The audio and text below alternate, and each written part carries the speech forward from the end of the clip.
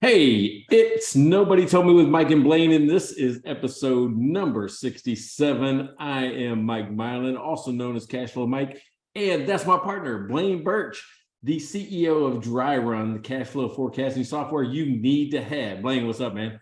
Oh, not too much. This is going to be a fun one, number 67. And we're trying something new today. Um, I don't know the topic, and Mike's going to spring it on me. Usually we talk about it a couple minutes before, but we thought, that might be kind of fun. So we're going to try that. So we'll see what happens. We don't do a whole lot of more planning than that anyway, but it'd be kind of fun to try. Yeah, normally we're about 3 minutes behind here. So meaning that normally about 5-10 minutes before we start, I go pick a topic and we talk about it. So this time I didn't tell Blaine. Yeah, so it'll be fun. It'll be like it's like improv or something, which I'm pretty sure I'm bad at. But all right, so this time, first of all, what are you drinking? What are you having? okay, so we're into December. We're recording on December 1st, live on December 1st. I don't know. It'll be a little bit later when it pops up online. But because it's December, I went with Frosty the Hazeman. And so it's got a, like total Christmas here. It's from Second Chance in San Diego, and it's a hazy IPA. So something for the holidays here. All right, so actually looks pretty cool. Once again, you chose a beer with great artwork. Yes. Right. Yeah, I dig that. Yeah, you always do. I mean, that's your creative background. Every single week, it's your creative background that comes out where I know he has an eye for art.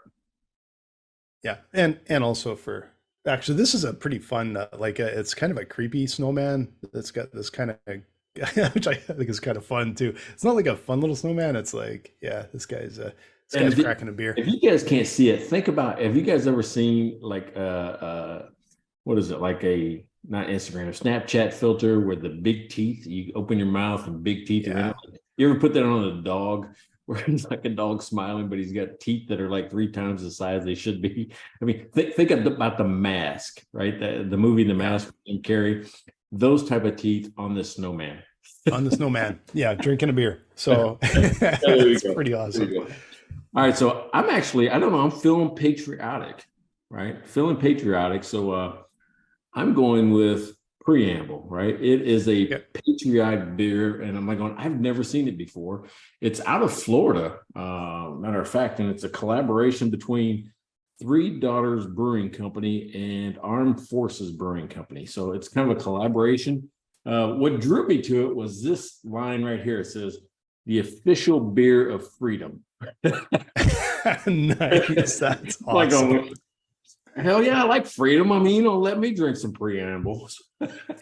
Nice. So that's a good line. I'm having the official beer of freedom today. That's a great line. Wish I had that good of a line. That's just awesome. Yeah, that's right. All right. You are the official CEO of Dry Run Forecasting.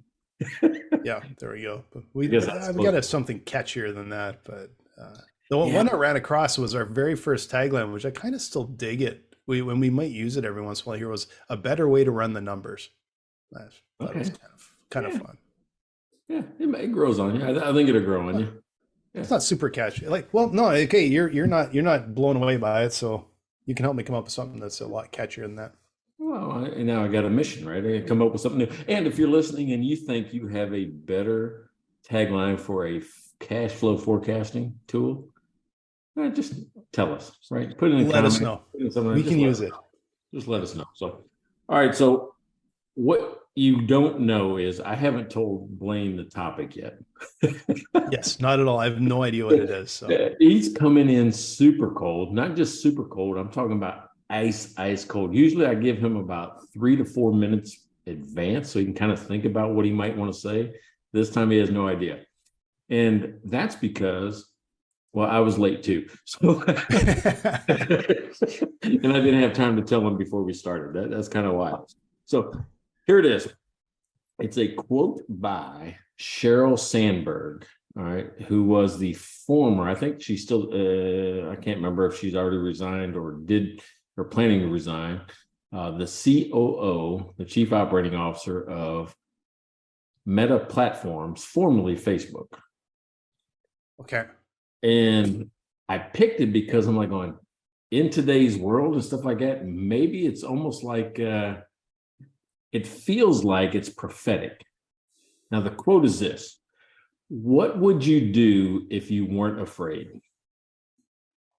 Oh, interesting. Yeah, right. So, Very and interesting.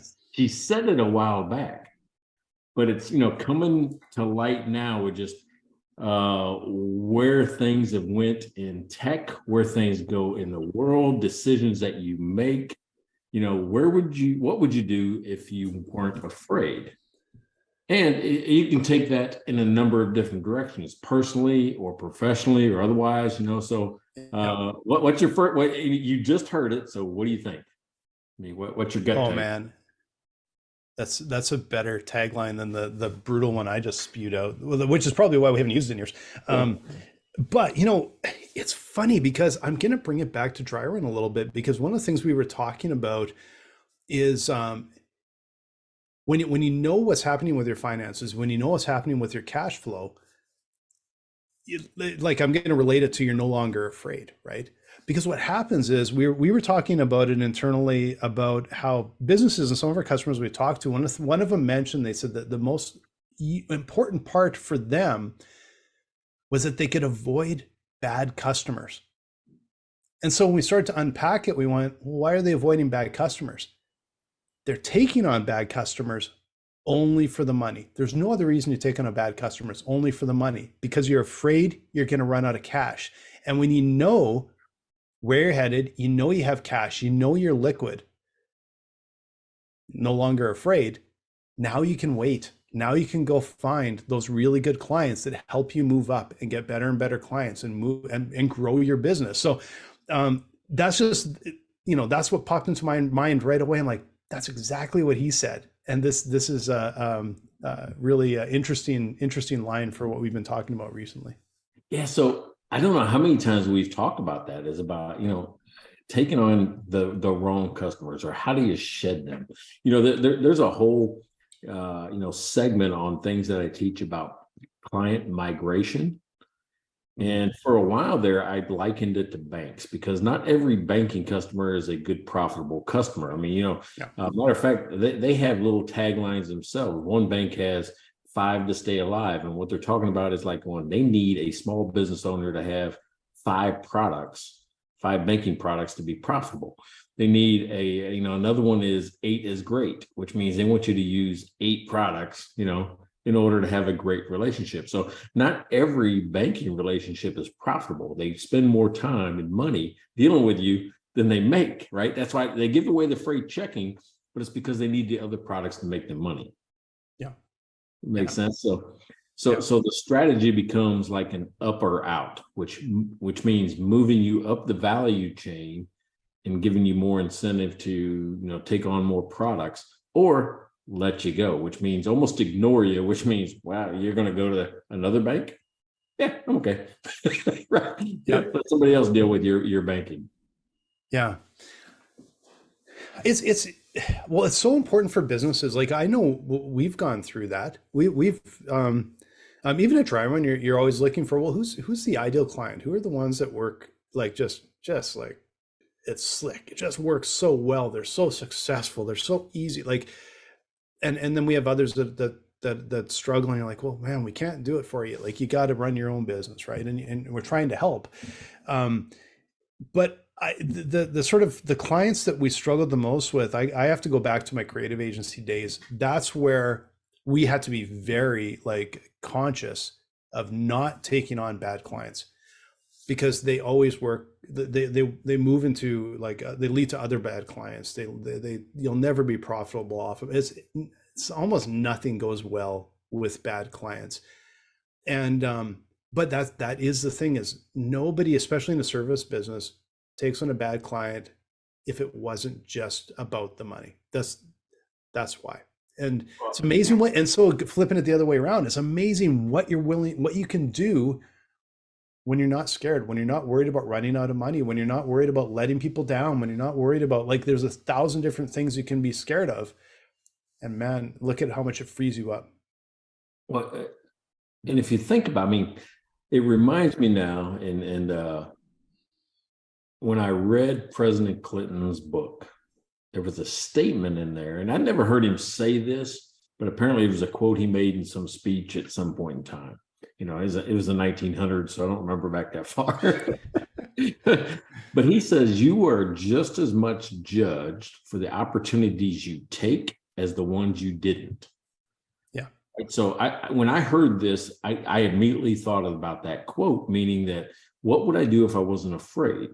Because I think that means that, there are limiting beliefs that I have that I'm not willing to do one thing versus the other. And what you're saying is getting rid of a bad customer is because I actually need the money. I don't want to let go of my limiting belief is if I do that, my cash flow or my revenue or my ability to grow is decreased. Yeah. And it limits, but it's funny because it's like you think you're doing it because you need the money because it's limiting you, but actually it's the opposite. Bad clients limit that growth, building your credibility, building your reputation, being able to serve good clients that come through the door. You're stuck because you only have so much capacity, and it's so interesting because like entrepreneurs in some ways tend to be pretty fearless. You just sort of have to, like they've always say the proverbial that we've talked about before is like you jump off the cliff and build the airplane on the way down. Like the quote from I think it was the founder of LinkedIn, and you have to be fearless. But you know what? There is fear. You don't have sleepless nights if there isn't some fear, and the fear is you usually run out of cash. But there's other things that absolutely can bring that fear to business. But how often is it? It's fear about if you run out of money, it's, like we've got mouths to feed, right? Like I've got staff, they've got families, they've got mortgages, all those, that's where the fear is. The same with my last business. It was a fear because my team there, my staff, I got to take care of them and you have responsibilities and it's the fear of losing your reputation and all these things. So there's a lot of things that weigh on an entrepreneur, even though in a lot of ways they're pretty fearless crowd. Yeah. So, all right. So I got to thinking about what you said, we'll say dry run, identifying the customer, those type of things, or even in your creative agency. So I've had a couple of different experiences, right? I'm going to say 3 different ones now. One is when I was in the hotel staffing company, it was hard to let go of a customer because there's only so many hotels, right? Yeah. But it was easier to let go of the ones that caused me the most issues because there were fewer amounts of competitors. There wasn't a lot of people doing full service high-end hotels and resorts like I was. I was focused solely on them. It was kind of like a 3-person ball game. Then I moved into software, which was more the experience you had with dry run. But then lately I was with the digital bank, right? So back into banking, where banking's a commodity. And what's interesting is that you still have customer relationships that cause you problems that you just wish they go away. Yeah. But it's like going the impact of one person going away is almost nothing in the banking world as opposed to the creative agency or hotel staffing or even dry run. You lose a subscription and you're like, man, that actually hurts because that's a big chunk of change over the course of a year.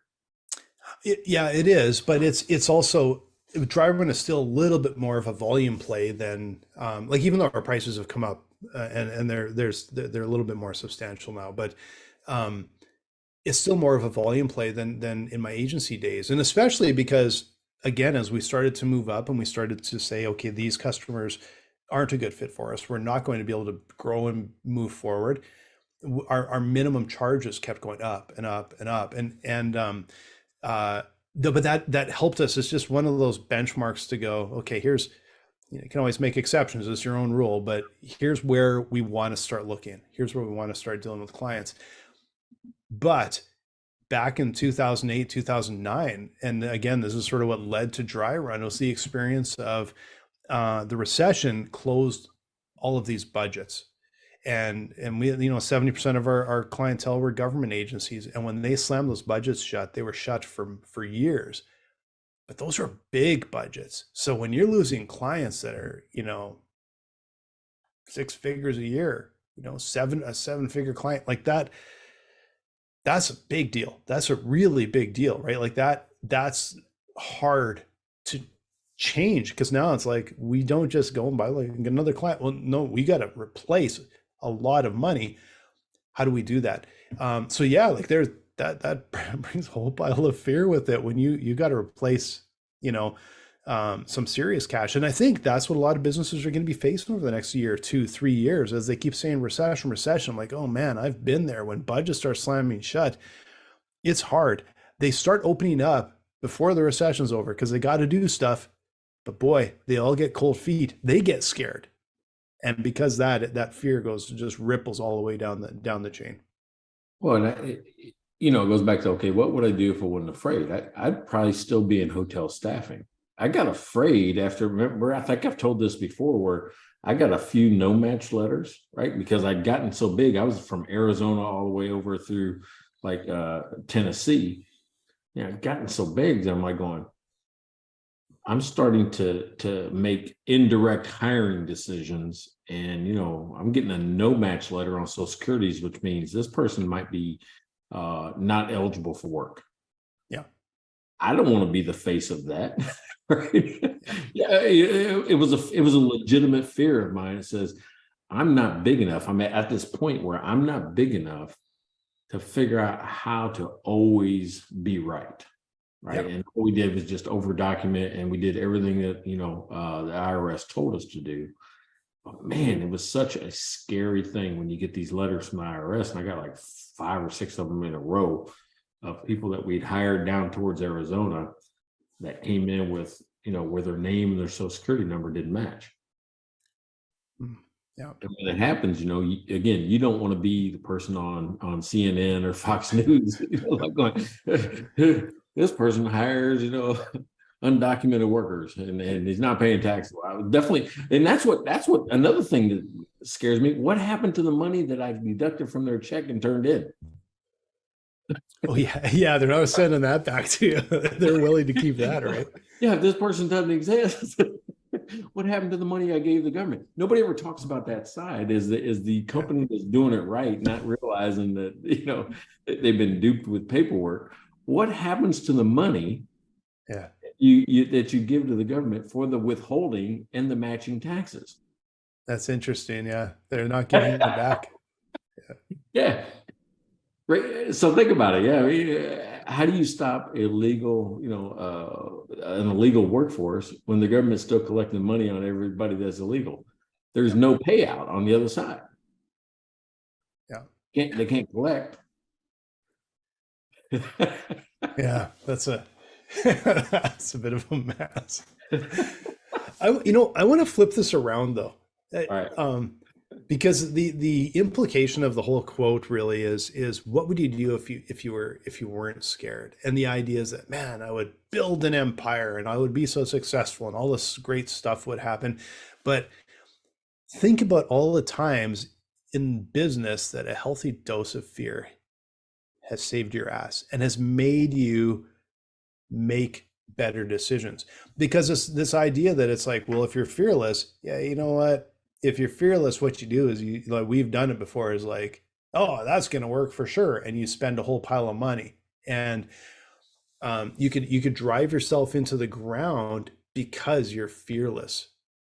And I think a little healthy dose of fear is, because I know you've done it, because I've done it before. I'm just thinking like, as I've got older, I've got a little bit more fearful about doing stupid shit on a skateboard or a bike or something like that. When I was younger, I was fearless, and you learn the hard way. You can translate that into business too. That's how you learn the hard way, when you're completely fearless. Hey, well, I think that's right. I mean, I was fearless early on. Remember, I had the hotel staffing business, then I opened a bar, then 9 buildings, and then I got into herbal supplements. I'm like, everything I touch works, until I did the herbal supplements.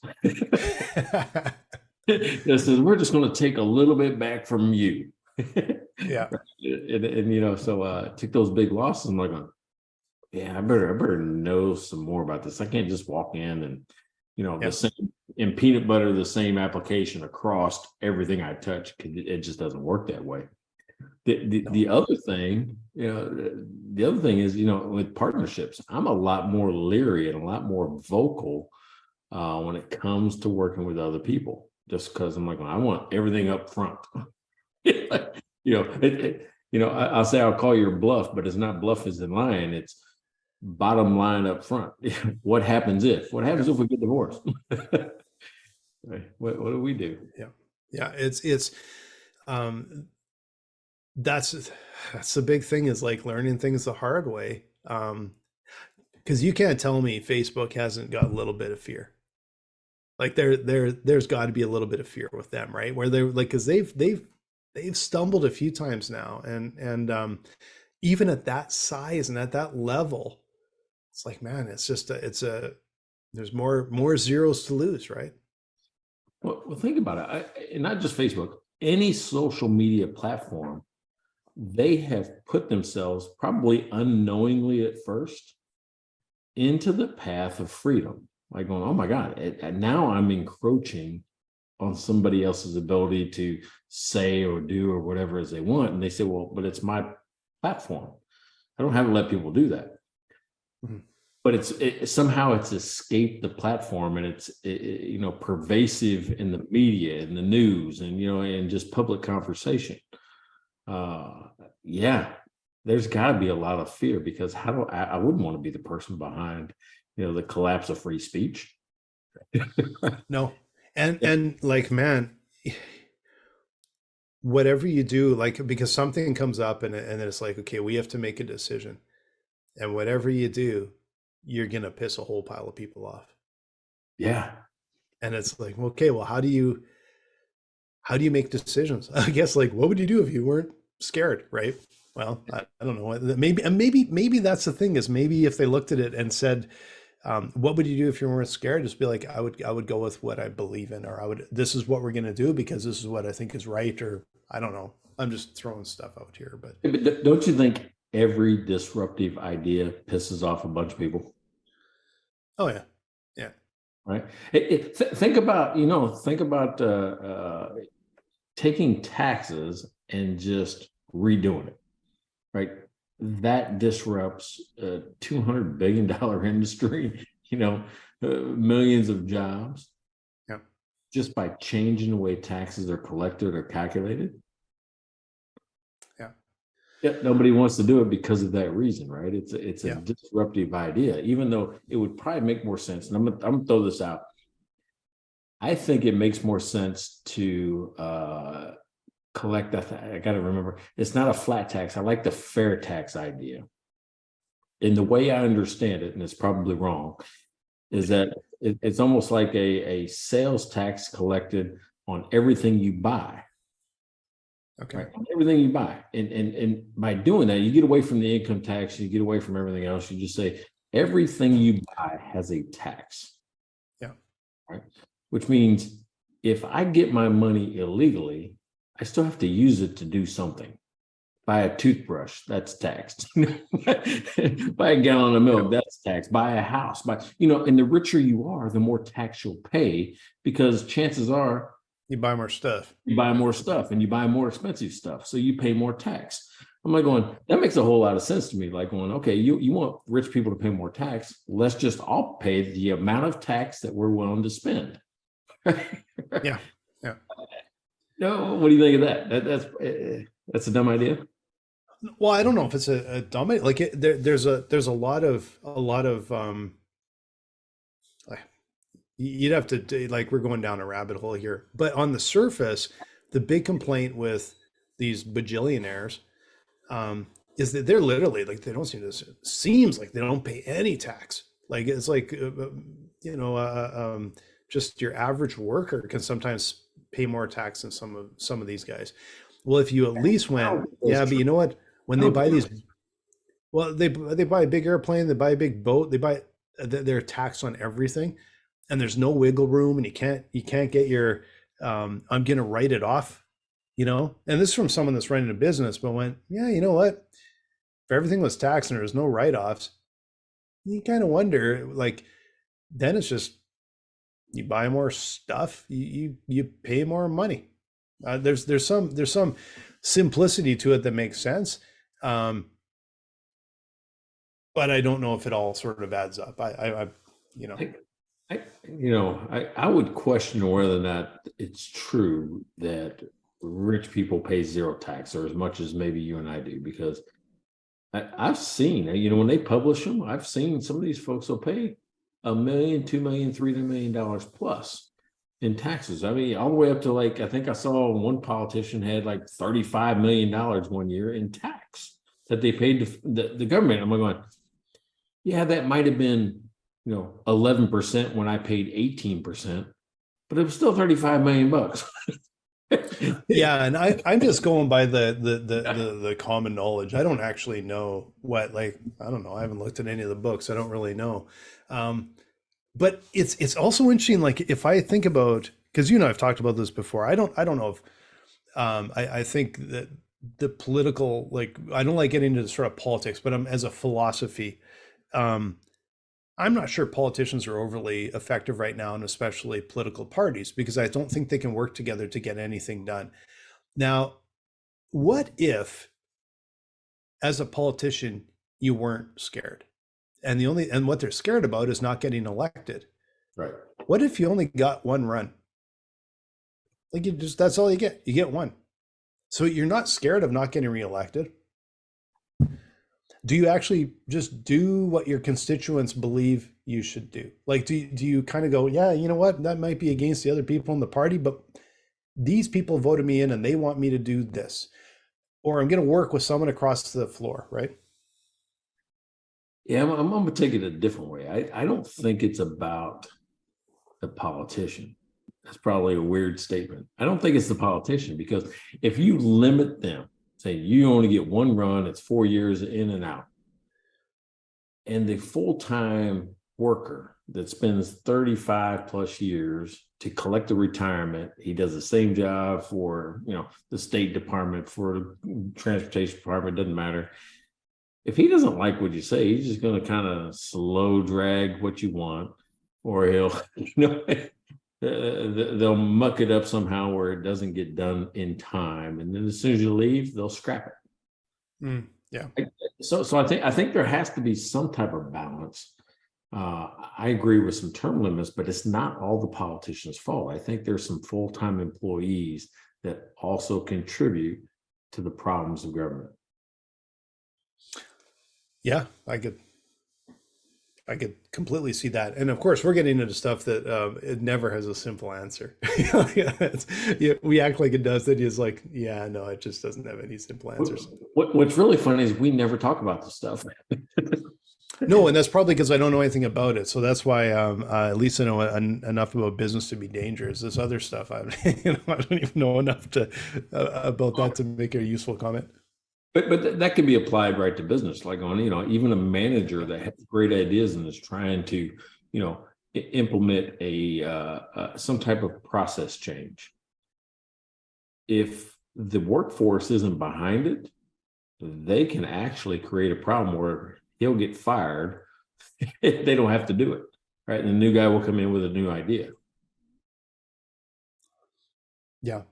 Yeah, because you're ineffective. I mean, your workforce can actually make you an ineffective leader, even if you have a great idea. Yeah. Process. Did I say process? No, you said process. I'm just bugging you because usually I'm the one that gets in shit for. Well, I apologize to all the Canadians out there. Sorry for for the way I pronounce things, but I'm about to change. Oh boy, we're just waiting. Anyway, am I getting better? Is my terminology getting better? Oh yeah, no. Well, I'm the one we have the bigger audience probably down here, so I'm working on it. Hey, speaking of. Garfield of Texas Greenscapes mentioned us today. He's listened to it. He talked about some other guy he introduced us to. So Texas Greenscapes, Garfield, putting in my pool in the back. he was talking about how the universe talks to people, and and how he's getting away from books and then the podcast, those type of things. So yeah. So I don't it grows somehow. This thing grows somehow, and I can't explain it. Yeah. Imagine what we could do if we weren't scared. Yeah, that's what we do if we treated this like a business instead of just two guys talking over beers once a week. This is the opposite. It's probably an example of maybe a little fear would help this. I don't know. It's just like, whatever. It's like, just go, just giving her. Hey, should we do a commercial? Let's do it. Yeah. All right. I don't even know how we probably went well past because I was not paying attention to the timing of this. So I went well past it. I think we're pretty close to on par. Yeah. Yeah, let's talk about mylifeinabook.com, right? So today's episode is sponsored by mylifeinabook.com, and this is probably the most thoughtful gift I've ever come across for family, right? Parents, grandparents, doesn't matter. It doesn't matter the occasion. It could be their birthday, Christmas, anything. It's basically a very powerful way to connect with them emotionally and preserve their most precious memories and show them that you really care. Best of all, it's an instantaneous gift, and you can even get it at the last minute. So here's how it works. Every week, My Life in a Book lets you choose from a list of thought-provoking questions or even write your own, which gets sent to your relative by email. Your relative writes their answer and can choose to add a meaningful picture. This happens every week. And at the end of 1 year, all the stories are combined in a beautiful keepsake book that you can store your relatives' memories forever and pass them on to future generations, which are printed and sent to you.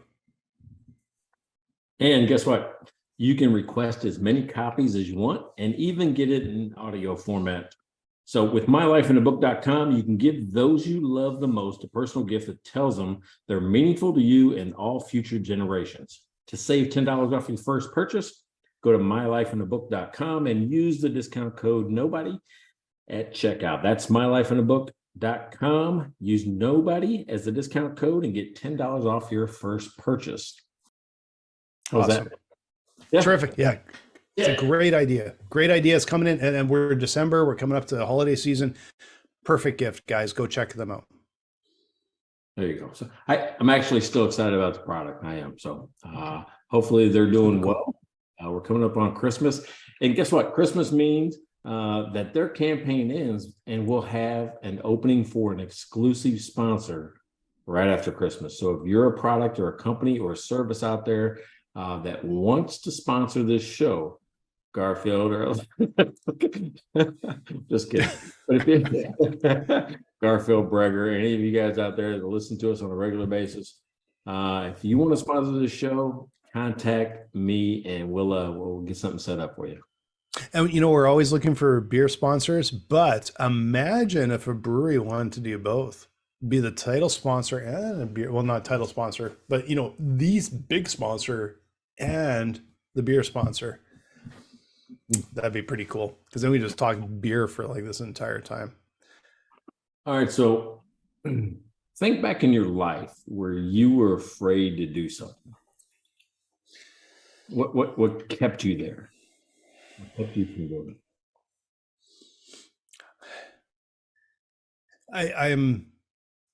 It feels to me like a lot of my personality is a little bit of I look back afterwards and go, yeah, that's why I broke my leg. Like like I tend to do it before but I think in business there's again, like I'm trying to come up with a different thing, but really a lot of the fear in business does come down to money and hoping that you have enough money. You don't want to disrupt your revenue. You don't want to disrupt your profit. You got to keep that cash flow coming in. It's like, you're always dealing with that. But I think other fears outside of that are probably people related, probably team related.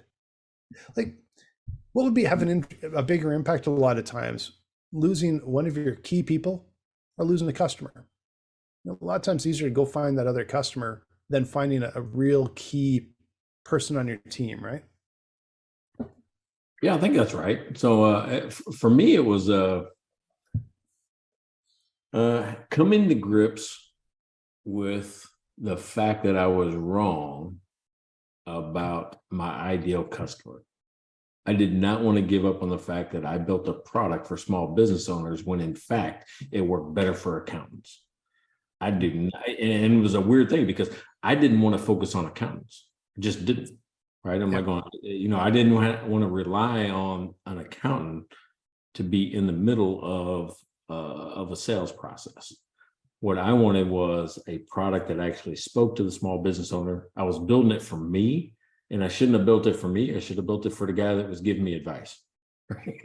It was a hard thing, and I stuck to it. I actually fought against changing the persona of our customer, and I think it actually hurt the business. My fear. Well, and that's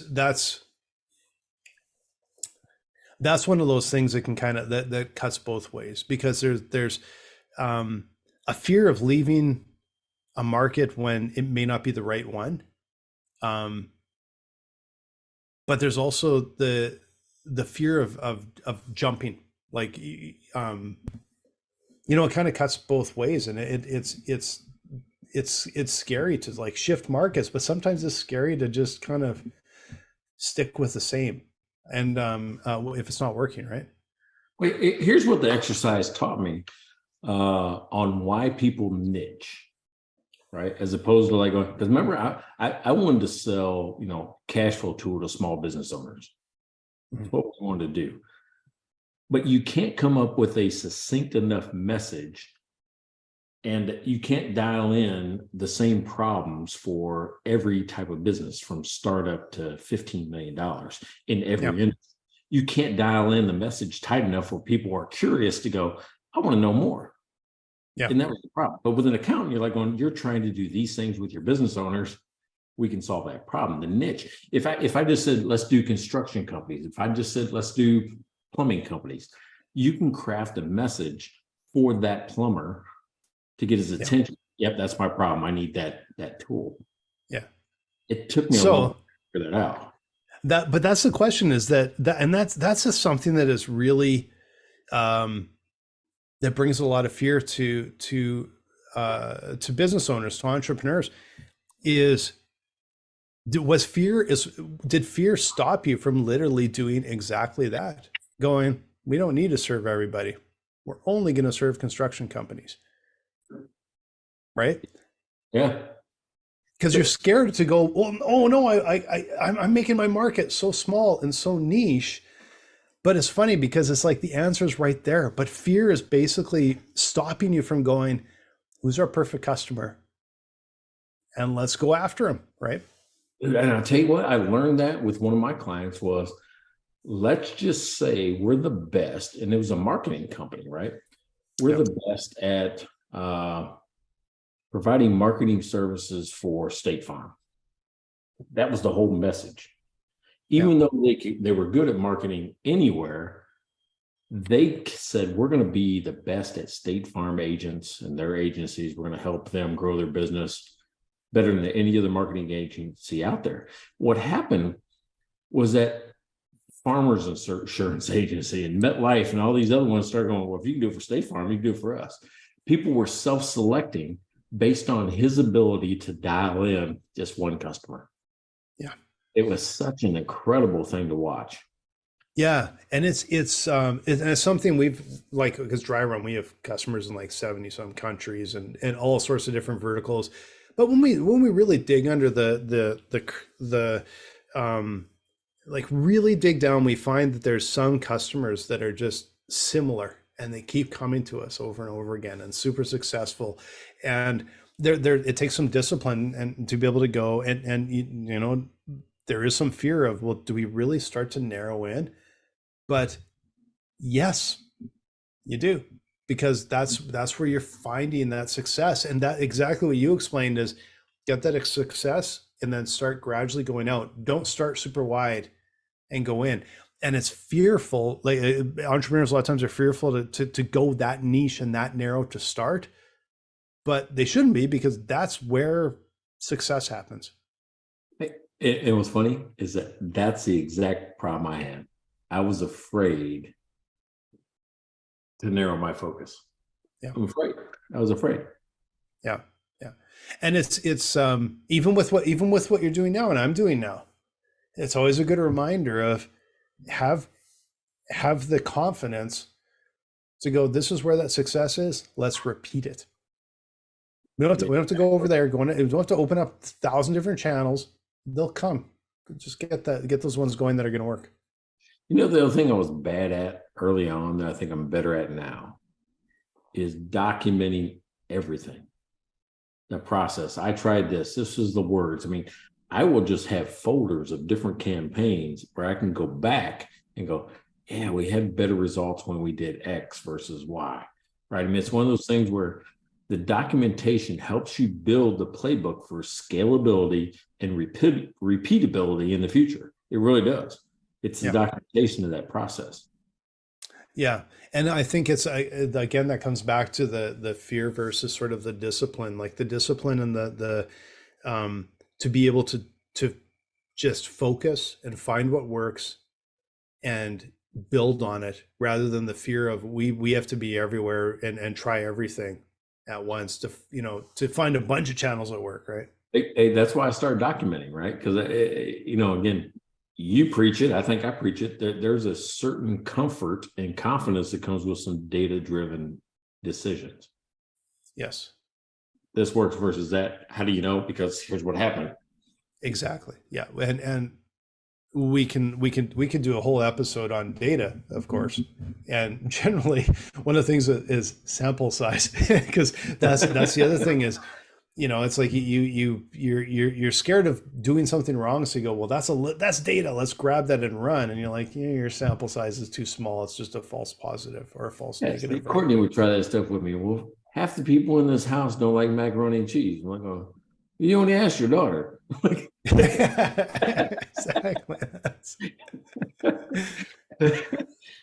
What about the other half of us?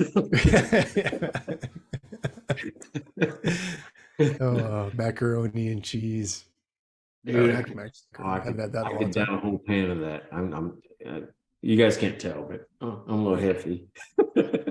I love macaroni and cheese, but unfortunately my wife doesn't. Oh, probably fortunately for me, because it's not like I need to eat, weird, just kind of whatever manufactured pasta and weird fake cheese, but it's good. All right, so let's kind of end towards this. Both of us answer, what would you do if you weren't afraid? Just next. What would you do? What would I do if I wasn't afraid? After all this, I'm not sure I wouldn't make a mistake. If I wasn't afraid, would I grow too fast? Oh, okay. All right. See, I'm thinking that if I wasn't afraid right now, this is a weird thing to say, but I think I'd retire. That's a weird thing, but I'm afraid to, because I'm like, if I retire, do I have enough money? Can I retire? I mean, there's all these other questions. What if? I'm afraid, so I'm postponing it. Well, now that you have a pool, almost.